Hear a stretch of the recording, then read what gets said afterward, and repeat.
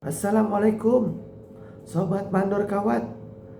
Hari ini tidak ada sidak karena saya yang pergi. Diajak bos saya untuk survei gudang ke Cikarang. Santai dulu lah.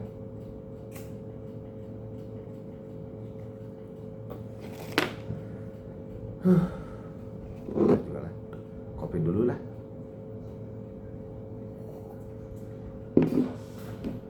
Nunggu ya. Ya udah.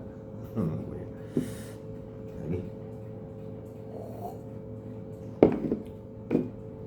Nunggu ya.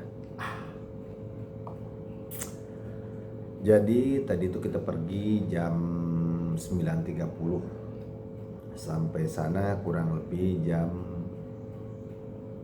11 kurang lah. Survei gudang ke sana, lihat-lihat. Ya kebetulan tempat gua kerja itu awalnya di produk, sekarang mau dibuat ke pergudangan. Jadi harus banyak belajar di pergudangan.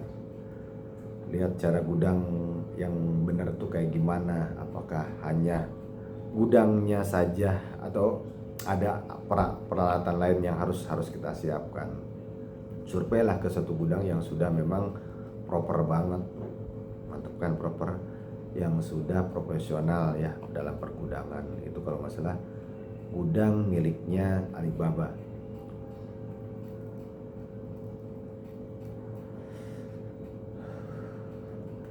Karena di sana juga sudah banyak customernya yang nyewa di sana. Jadi di sana tuh per blok-blok gitulah, bagus banget. Sementara di tempat saya kan baru mau mulai jadi pergudangan, jadi harus banyak belajar. Surveilah ke sana, lihat situasi, kondisi, sama ukurannya gimana. Ya di tempat saya saat ini yang disewakan gudang tuh hanya flat aja gitu. Ternyata kan di tempat lain itu ada yang namanya loading dock gitu. Loading dock tuh lebih tinggi daripada jalanan untuk memudahkan bongkar muat barang gitu ya. Itu namanya loading dock.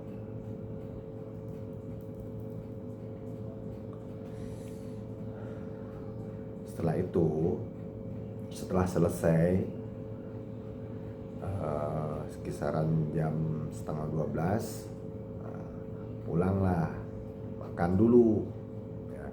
Makan di mall yang dibilang terbesar di Cikarang tuh, yang baru lah ya, daerah Delta atau mall apa nggak tahu lah.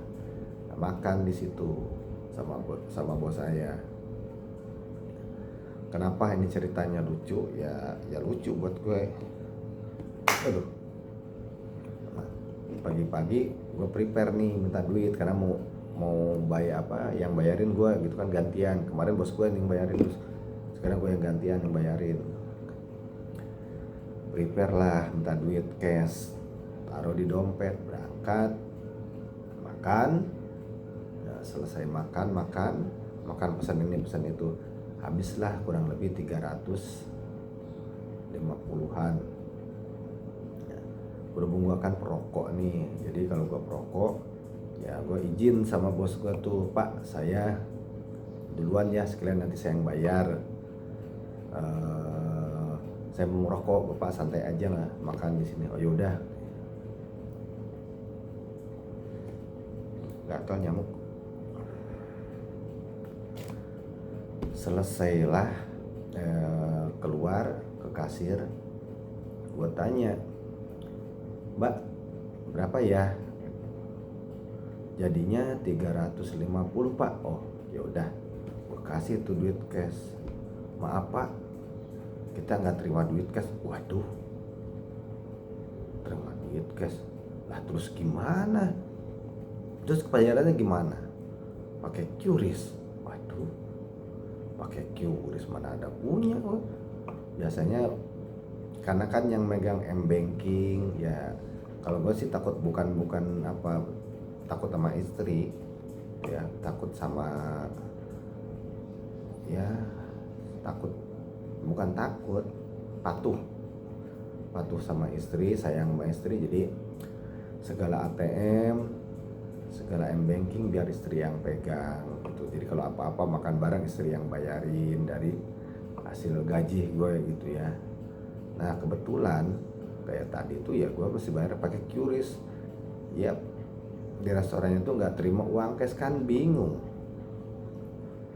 Bapak ada kartu lain?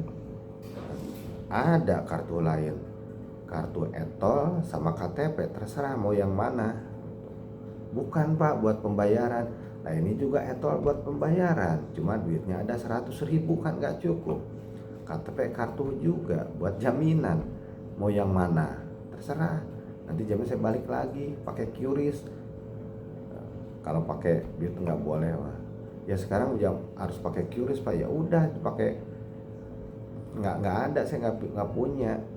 Adanya duit cash sama KTP sama etol, satu lagi SIM, nah, gitu kan. Ya nggak ada lagi. Akhirnya paksa. Ya udahlah, Bapak nitip ke saya, nanti saya yang bayarin. Nah boleh kalau begitu, saya kan nggak punya.